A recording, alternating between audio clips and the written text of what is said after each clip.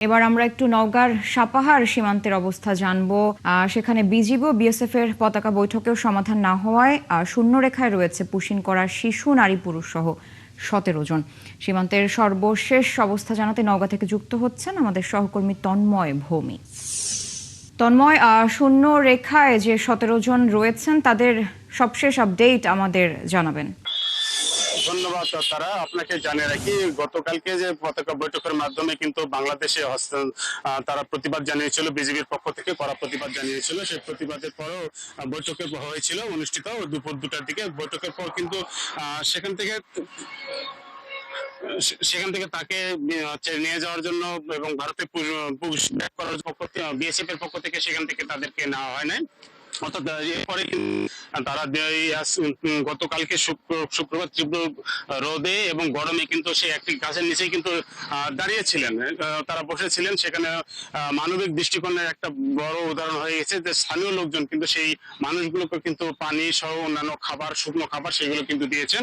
এদিকে গ্রামবাসী যারা উঠতেছিল, আপনি জানেন যে গতকাল সকালবেলা যখন 6টার দিকে হচ্ছে তারা সীমান্ত এলাকায় পুশব্যাক করে বিএসএফ পক্ষ থেকে, সেখান থেকে কিন্তু গ্রামবাসী প্রথমে জানতে পারেন। জানার পরে সঙ্গে সঙ্গে বিজেপি ক্যাম্পে সংবাদ দেয়। সংবাদ দেওয়ার পর বিজেপি তাদেরকে সেই সীমান্ত এলাকা থেকে আবার 0 পয়েন্টে নিয়ে যাওয়া হয়, অর্থাৎ শূন্য রেখা বরাবর সে নিয়ে যাওয়ার পর সেখানে রাখা হয়।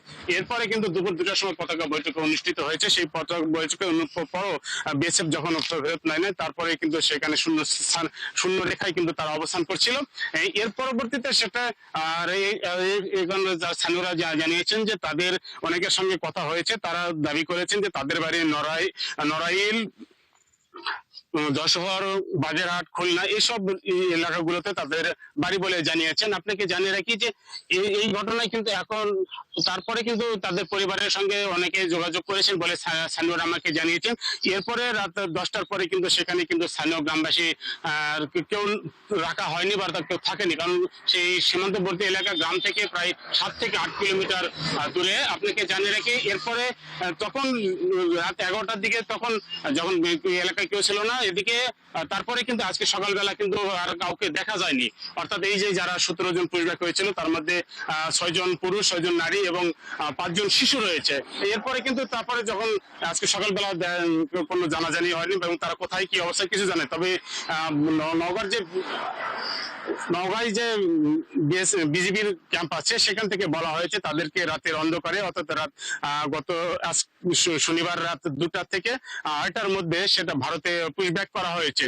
তবে আমরা স্থানীয়রা মনে করছেন যে যেহেতু কালকে এই যে পুশব্যাকের যে যারা ছিল তাদের পরিবারের সাথে কথা হয়েছিল, তারা রাতে 11টার দিকে এসেছিলেন। 11টার দিকে আসার পরে কিন্তু তারপরে কিন্তু আর কিন্তু পাওয়া যায়নি। অর্থাৎ এই নিয়ে ধরনের ধোঁয়াশা শুরু হয়েছে যে আসলে তারা ভারতে পুশব্যাক করেছে না তারা সেই খুলনা বা বাগেরহাট তাদের নিজ এলাকায় ফিরে গেছে। এদিকে যদিও জোরালো ভাবে বিজেপি বলা হচ্ছে যে তাদেরকে ভারতে পুশব্যাক করা হচ্ছে, কিন্তু আমরা স্থানীয়দের মধ্যে সেটা কিন্তু এখনো ধোঁয়াশায় রয়েছে।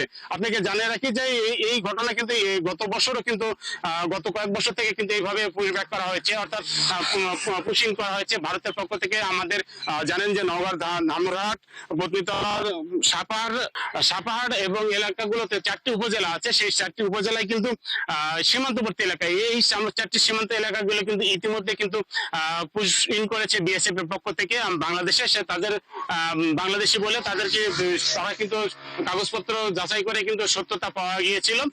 এরপরে কিন্তু এই যে নতুন করে আবার বিজেপি সরকার ক্ষমতায় আসার পর কিন্তু বিজেপি সরকার ক্ষমতা আসার পর কিন্তু নতুন করে আবার এই ভারতীয় যারা আছে, ভারতে যারা বসবাস করছে তাদেরকে বাংলাদেশি হিসাবে তারা বারবার করে কিন্তু এভাবে পুশিং করছে। তো এই নিয়ে কিন্তু রাষ্ট্রীয়ভাবে তারা বলেছেন যে স্থানীয়রা মনে করছেন যে যদিও বাংলাদেশে যদি কিছু অবৈধ থেকেও থাকে সেটি রাষ্ট্র পর্যায়ে সম্মানের সহিত যেন ফেরত দেওয়া হয়, সেটাই দাবি জানিয়েছেন। যে এই যে অমানবিক ভাবে তাদেরকে না খাইয়ে রাতের অন্ধকারে বাংলাদেশের সীমান্ত এলাকায় ঠেলে দেওয়া, এটা একটা কোনো মানবিক পর্যায়ে না মনে করছেন স্থানীয়রা। তন্ময়, ধন্যবাদ যুক্ত হওয়ার জন্য। দর্শক, নওগাঁ থেকে যুক্ত ছিলেন সহকর্মী তন্ময় ভৌমিক। নওগাঁর সাপাহার সীমান্তের আপডেট তিনি আমাদের জানাচ্ছিলেন।